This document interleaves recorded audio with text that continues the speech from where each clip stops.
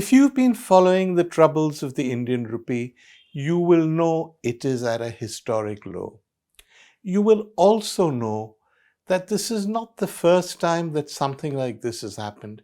In 2013, 2014, when the rupee was low, there was an almighty uproar. I'm going to have to refer to what people exactly said so I don't get it wrong, but a leading opposition politician of the time said, and here I quote, "Our country's rupee is falling. The value of the rupee is continuously falling. During Atalji's government, the rupee was at 40 to 45 to the dollar. And under this government, it has kept falling. 62, 65, 70. I didn't actually reach 70 then, but still, I suppose that was the idea."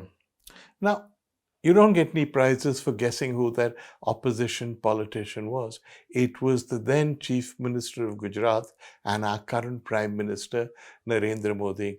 But I'm quoting Mr. Modi because he seemed really concerned about the rupee. He went on and on about it in nearly every speech he made. Here are some more examples. "The rupee is in the hospital and has been admitted to the ICU," he said. "The government has told us that in 2 months the rupee will become stronger. But did it? They are unable to control it. They have lost control of the country." And he went a little bit further. He said, "While the rupee has been falling, the government has not done anything about it. Once the rupee keeps falling, world powers take advantage of it." Bad, he was really concerned about the rupee and thought that we were in a very vulnerable situation that world powers would take advantage of. But, Mr. Modi was, of course, the most important person to have said this, but he was far from the only one. Lots of people said similar things. Among the people who came out on social media to criticize the government for the fall of the rupee were noted economists who were masquerading as film stars, people like Shilpa Shetty, for instance. Here's what Shilpa Shetty said. "Dollar on an escalator, rupee on a ventilator, nation in ICU. We are in coma," said Shilpa Shetty. Added Juhi Chawla, "The only way the rupee can save itself is by tying a rakhi on the dollar." I don't quite get that, but I imagine it was meant to be a snide reference. Even the great Amitabh Bachchan got in on the act and made what I hope was a little joke. He said, "New word added to English dictionary, rupeed, a verb meaning move downwards." I'm picking out only a few examples of what people said, not because I want to pick on them or whatever, but because I want to tell you what the mood was like. The mood was when the rupee has fallen, all hell will break loose, India is in trouble, foreign powers will take advantage of us, etc., etc. As you probably know, the rupee now is much, much lower than it was at that era. As we speak, it's about 86. It's expected or predicted by some experts that it will go up to 90. In terms of historical lows, this is the lowest of the low. It's far lower than it was during Manmohan Singh's time when all the stuff that I quoted was said. And yet, do you hear anything like it? Let's take the Prime Minister, who was so concerned about foreign powers taking advantage of us because the rupee was falling. Has he made a statement? Nope.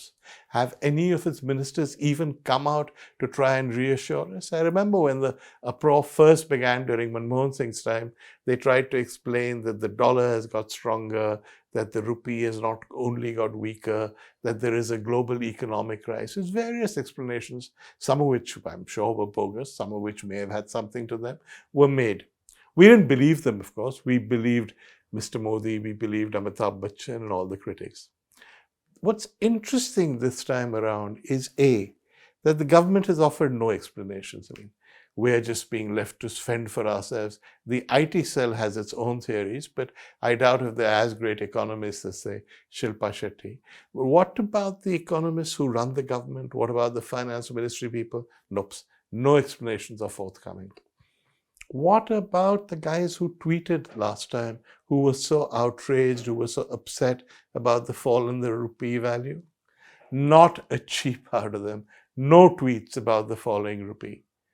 Remember anchors who used to huff and puff at 9 o'clock or 8 o'clock even and say how India was in trouble because the rupee was falling. It was a symbol of India's decline in the world. Are they saying the same things now?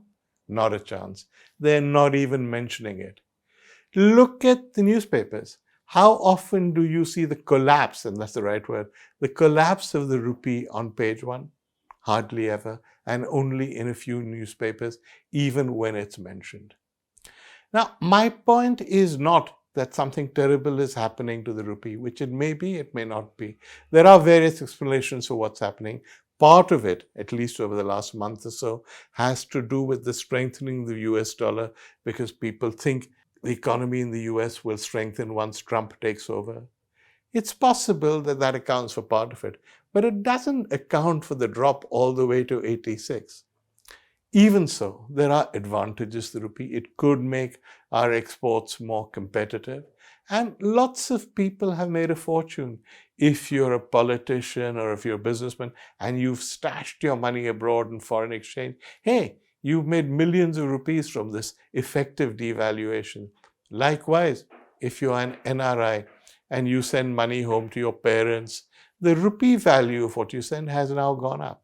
So I'm not making any value judgments. I'm not saying that foreign powers are going to interfere in India or that this is a symbol of the decline of India.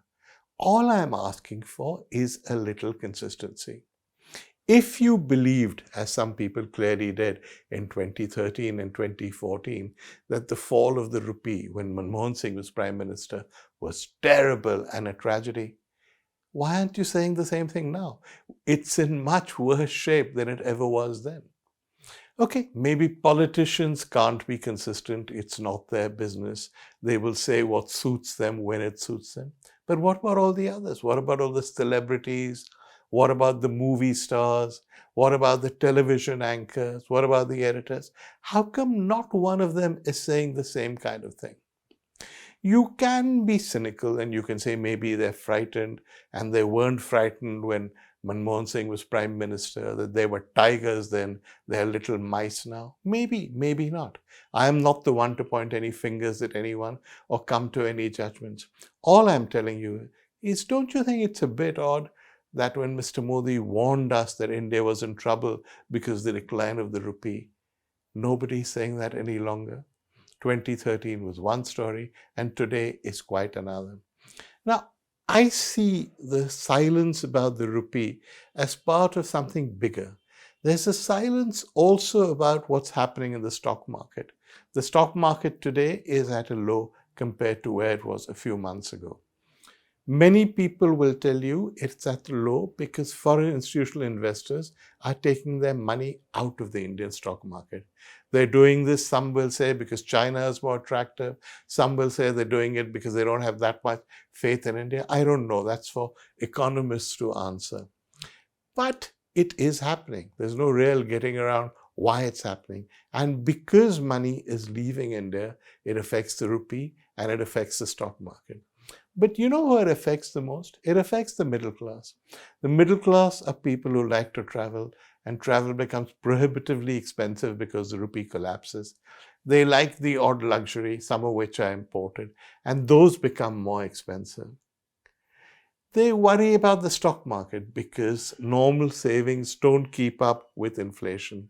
So they count on the stock market as a safe place to put their savings. And guess what? It's not a safe place any longer. So why does nobody care about those middle class concerns? Why are they never raised? Well, I'll give you another middle class concern.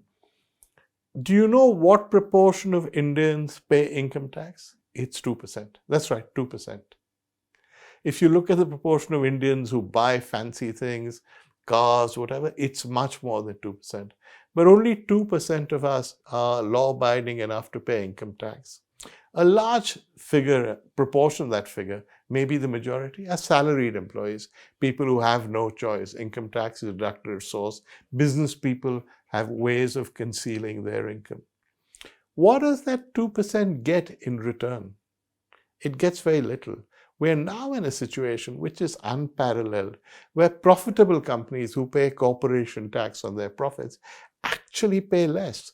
Less money is collected by the government by way of corporation tax than is collected by way of income tax from the middle class. So you have this situation where the 2% subsidize so much, and get so little in return? Why does nobody talk about their concerns? Well, for politicians, the answer is easy enough. With 2% of the population, you really can't win or lose an election.